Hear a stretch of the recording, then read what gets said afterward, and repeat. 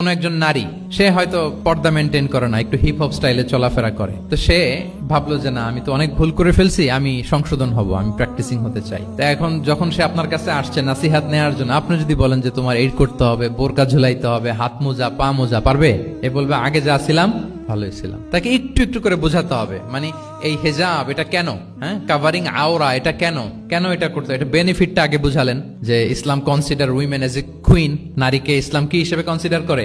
রানী হিসেবে। তো রানীর তো একটা ড্রেস কোড থাকবে, স্পেশাল পোশাক থাকবে, এগুলো বুঝাবেন। সে যাতে একটু নিজেকে গুছিয়ে চলে, শুরুর দিকে আপনি এই বার্তা দিতে পারেন যে একটু গুছিয়ে চলতে হবে। এরপর একটু শালীন পোশাকে যেন সে অভ্যস্ত হয়, এটা বললেন। সে যখন শালীন পোশাকে অভ্যস্ত, তারপরে হেজাবের ফজিলত বললেন, সে যেন হেজাব পরে। যখন সে হেজাব পরে, এরপরে তাকে নেকাবের কথা বললেন। এইভাবে আস্তে আস্তে তাকে বোঝাতে হবে। কিন্তু একবারে যদি সব চাপিয়ে দেন, বলেন তো আওয়াজ করে, সে কি ওটা রিসিভ করতে পারবে?